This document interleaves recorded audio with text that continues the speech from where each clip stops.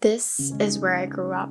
It's a tiny house in the city of Manila, Philippines. My earliest childhood memories came from here. My grandma feeding us breakfast, my grandpa picking me up from my preschool, and playing with my cousins. I lived here until I was about 7 years old. 21 years later, I'm living in Canada. My husband and I have over $50,000 in savings, no student loans, no car loans, and most importantly, we're not struggling to live paycheck to paycheck. In this video, I'm going to talk about how to become more money savvy as a broke millennial. So just as a quick disclaimer, I am not a financial advisor, and as usual, I am talking about my personal experience with money. So let's get right into the video. Learn the value of money. There's always a story that's kind of stuck with me when it comes to learning the value of money. I remember one day I was in a mall and I was staring at a shirt and I was debating whether to get the shirt or not, and it was $20. At this time I was working as a cashier and I was earning about $10 per hour. So when I saw that, I kind of converted the time of my work to the value of that item. I told myself, if I buy this item, this shirt, I would basically give away 2 hours of my life. And because I worked since I was 13 years old, doing random jobs as a cashier, doing door-to-door and all of that, I basically learned the value of money really fast. So if you are someone who's working right now and you still find yourself spending a lot, maybe you haven't really kind of internalized or really reflected on what money means to you. So I would try the simple exercise of, number one, whenever you're buying or you're about to buy an item, let's say it's an iPhone or a shirt or whatever it is that you want to spend money on, really ask yourself, what does this item cost financially, emotionally, and physically? Because at the end of the day, you are working for that thing that you are buying. So if, let's say that's an iPhone and you earn $10 an hour, $20 an hour, or whatever it is, how much of your life, of your time is this item worth? And really think for yourself whether this is worth it or not. Because for me, spending $20 on a shirt and 2 hours of my life was something that was not kind of equivalent to me at that time growing up or throughout my life. So now whenever I spend money on something, I always think of that, whether is this money worth it and is this worth the time that I have put into my labor, my work? Because a lot of times we don't enjoy our jobs, so why would I spend more money doing something that I don't like and just to get this item that might not be as valuable to me? The second exercise is that I would encourage to ask yourself, if I keep doing this for the next 10 years of my life, where would I be? So let's say you are 20 or you're 30, you have the same money habits that you have right now, where you earn a paycheck, you spend on anything and everything that you want, you don't take into account budgeting, investing, and all these other skills when it comes to money. Just fast forward to 10 years from now and where you are. Are you living in your dream house, or are you still struggling paycheck to paycheck? And really imagine how that makes you feel. So there is research out there that our brain cannot distinguish reality from dreams. So that's why visualization works really well, is that when you are imagining things, your brain take it as reality. So that's why we get worried when it comes to worrying about things. We feel it in our body because our brain does not recognize it. So if you do this visualization exercise of where you are 10 years from now, then you might get a sense of how it would make you feel once you're actually in that situation. The truth is, at the end of the day, you have a very finite energy, and if you're like me, I don't plan to work forever for the rest of my life. And that's why learning the value of money right now is so crucial in order to become financially independent, if that is one of your dreams or your goals in your life. Learn how to automate your finances.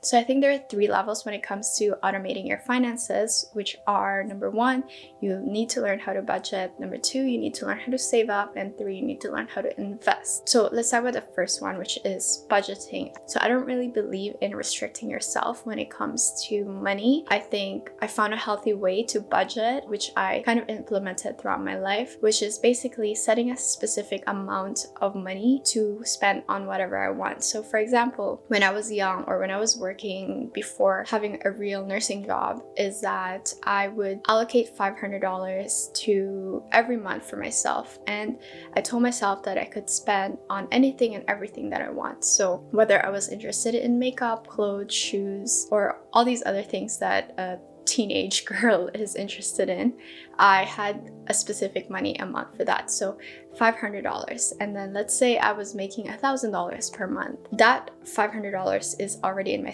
checking, and then the rest would already be allocated somewhere else. So that would be in my student loan or student or university savings. So basically in my head, I only had $500 cash that I can spend on this month. And up to this day, this is something that my husband and I still implement in our finances, where basically we had allocated our fixed expenses from mortgage to utilities, internet bills, etc. And that is basically the amount that we are allowed to spend on whatever we want, while everything else is in other funds. Okay, so that's budgeting. Second is learning how to save up.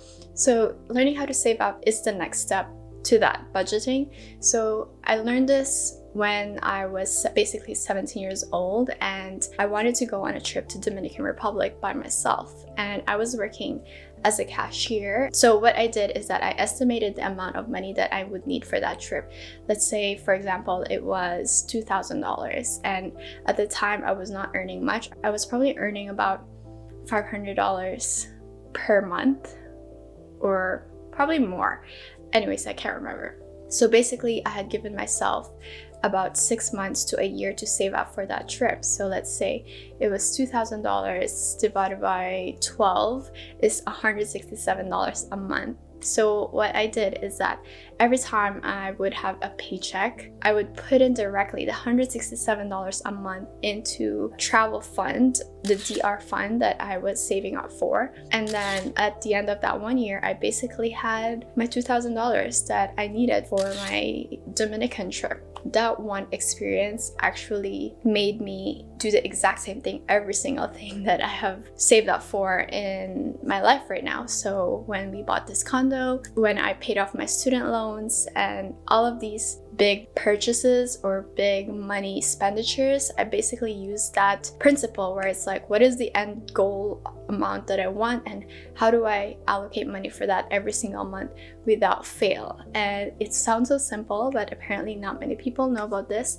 so I hope that it helps you. Okay, so the third level when it comes to automating your finances is investing. So not many people can invest, and I know that, I recognize that. I only learned about investing when I had already bought the condo, I had paid off my student loans, so there was really not much for me to be spending money on. And that was only about 2 to 3 years ago. So basically, investing is really where you put a certain amount of your money into the stock market or in index funds and mutual funds and all of these funds. And then hopefully over time, you will grow some money back because the value of those companies or products that you invest on will rise. Initially, I would pick a specific stock to invest in when I was just learning about this new thing. And then over time, I just decided to invest in an index fund. Right now, I'm investing in Vanguard. I just put a certain amount of money every single month. And the idea behind this is that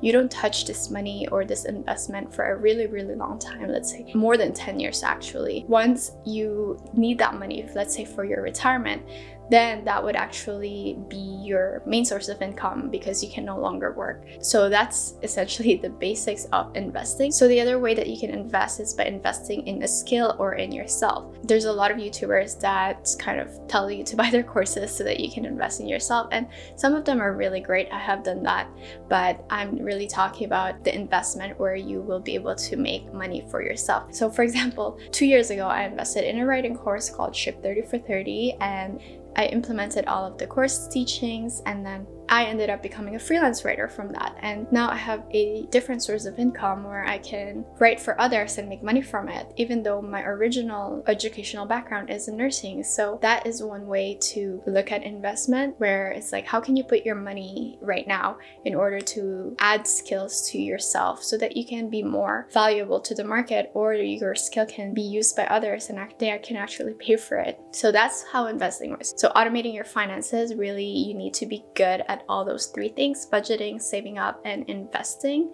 And lastly, you need to learn how money works. Learn how money works.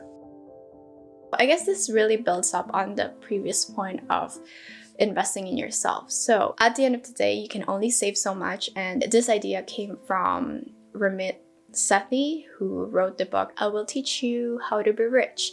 And basically his idea is that you can only save so much money, right? But you'll never be rich from saving up.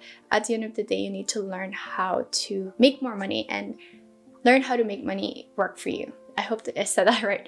So this is where you invest in your skills, or start a business, start a side hustle, or increase your skills. Basically, increasing your skills, you make yourself more valuable, like I've said before. And once you learn how this works, you can actually learn how to build a bunch of income streams for yourself, so that later on in life, you're not dependent on one job or on one thing to make money. So the best way I can kind of explain this is through my personal experience, where for a very long time, I was only working as a nurse, and then a year ago, I started becoming a freelance writer, and now I have a second stream of income that can be reliable if I put my full-time hours into it. But also, let's say this YouTube takes off, or my content creation when it comes to writing also takes off. Those are all possible income streams that I am seeding right now, but will pay off later, hopefully, so that I don't have to work as a nurse forever. And at the end of the day, that is really what I want to share out there, is that I don't want to be stuck in a situation that I don't want, and I'm sure a lot of people are stuck in their situations. So I somehow got out of that, and now I want to share that with you. So anyways, I hope that you be kind to yourself and that you take it one day at a time, and I'll see you in the next video.